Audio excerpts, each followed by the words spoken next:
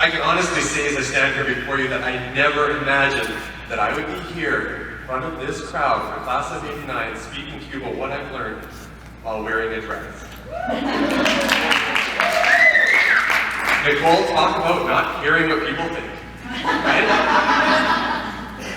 Just a little bit of history to kind of give you some context of what I'm going to share about what I've learned. After college, I turned to Camrose in 1994 and worked at the Valley Road School Division. I was the payroll clerk, and I got to pay our teachers, write the check for our teachers, right? Leon and Max, they're good with that. And I think you appreciate this story.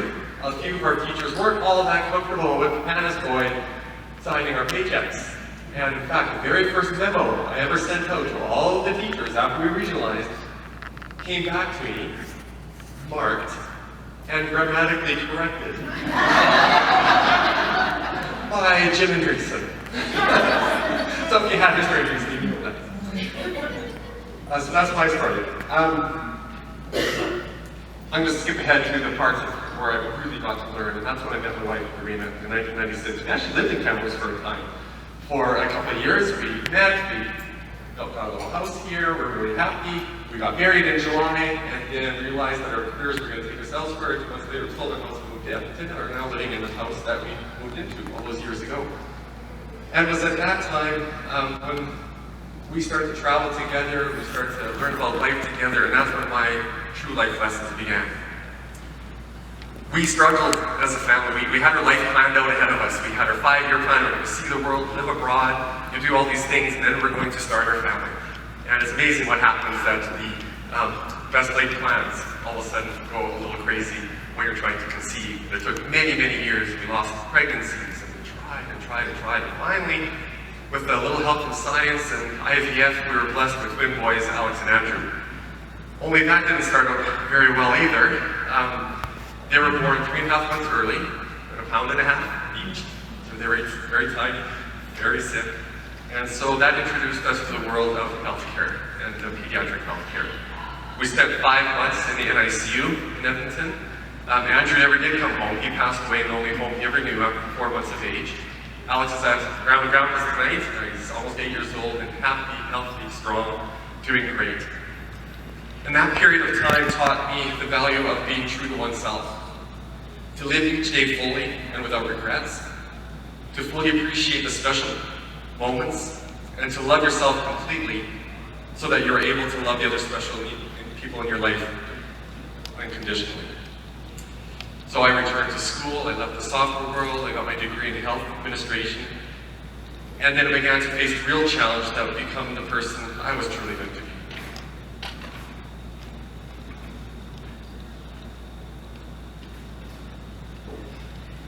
Wow.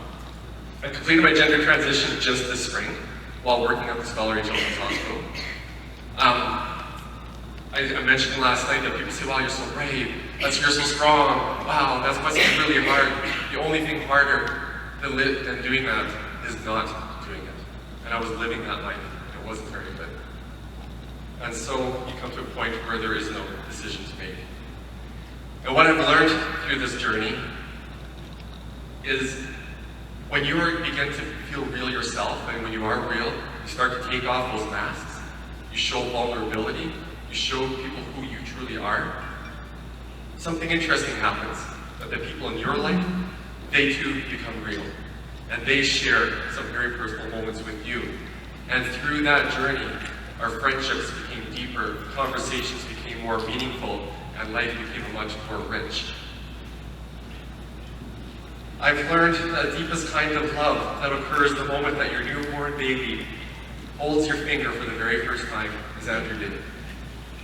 I've learned how deep a heart can break when your child passes away in your arms. Like most of you, I've struggled with acceptance by my family, my friends, my classmates, colleagues, society. But I've learned, and I've certainly learned this from talking to each of you, that the most difficult acceptance one can find is self-acceptance. It's when you can truly love yourself, then you can finally love everybody else. I have learned the deep hurt of being rejected by your parents.